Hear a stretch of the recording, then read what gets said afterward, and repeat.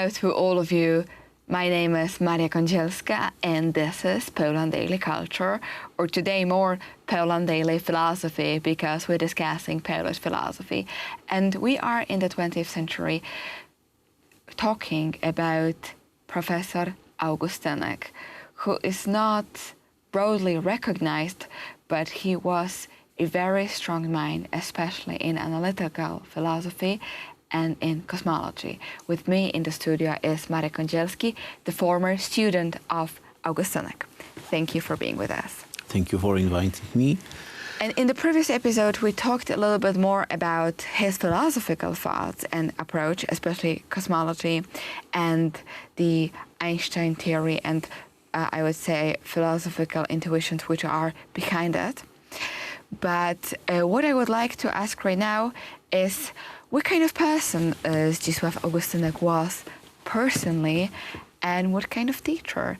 Because it's worth remembering, especially that this influence of which a teacher, especially a philosophical teacher, has on his or her students is extremely important. Augustynek was a very interesting person. On one hand, I believe he was somehow obsessed by perfection. So it is a reason he published, in fact, only a part of what he had in mind, because he considered, besides philosophy of time and space, he considered also philosophy of mind.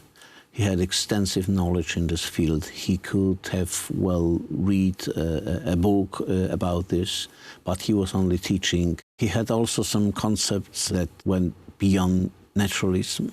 So he shared these concepts privately. He was a strong logician, and his philosophy of science is well-founded in logic. It's very formalized. His point-eventism is very interesting because it is an acceptable version of ontology that is a cornerstone of relativity theory. And worth mentioning that point-eventism is the biggest nightmare at the exam in ontology during the second year of studying at university. Definitely causes a lot of problems. But these are discussions that are pending in science and in philosophy, at least since 17th century. We had this discussion between Leibniz and Newton, which is known as Leibniz-Clark correspondence. And it's worth mentioning that it was Newton that elaborated this advanced calculus, but it was Leibniz who elaborated the same part of mathematics in a more comprehensive and universal way.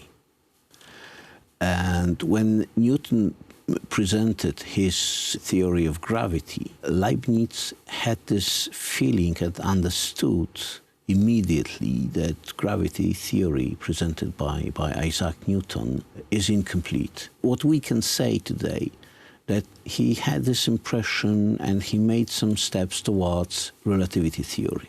And we are 300 years before Einstein.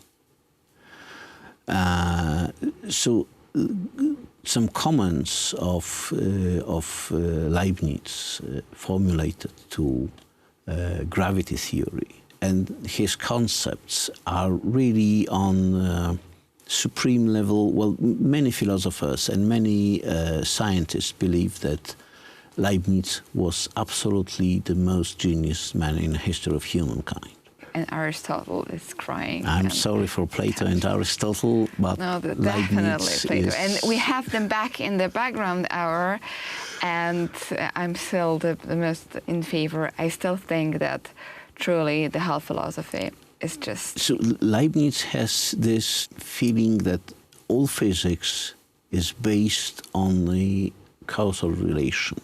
So, but this is the relation that was deeply analyzed by David Hume. And David Hume showed that causal relations is not to be proved. Yes, so what we observe is a sequence of time, but not causal relation. So it is a question why some events are related by causal relations and others are not when we just observe a sequence of time. And Leibniz had this in mind, that causal relation is something fundamental for ontological construction of physical reality. And what we have to admit, that all natural science is based on assumption of existence of causal relation, although we cannot prove it. But what is more, Leibniz tried to formulate some definitions of space and time basing on causal relation, which is extremely difficult and leads to many problems. So Augustynek was aware of this. Privately, he knew that causal relation is something fundamental. But on the other hand, he tried to work out philosophical theory that holds water. And his theory of point eventism is the one that defines time by way of abstraction, exactly in the way we are defining numbers on the grounds of mathematics. So this is very well structured and well formulated, and is one of acceptable ontologies underlying relativity theory. So it is definitely an achievement and cannot be neglected, although it's rather hardly accessible because of all these formalities and all need to understand, on one hand, the relativity theory, on the other hand, the fact that beyond relativity theory, there are some ontological assumptions that are equally difficult, but different from physics itself. Anyway, point eventism of Zdzisław Augustynek is one of the ontologies behind the relativity theory of Einstein. And that's why everyone who is interested in physics and cosmology needs also, or should also, know and be familiar with this way of thinking and remember the name of Zdzisław Augustynek. Anyway, thank you very much for watching Poland Daily Culture.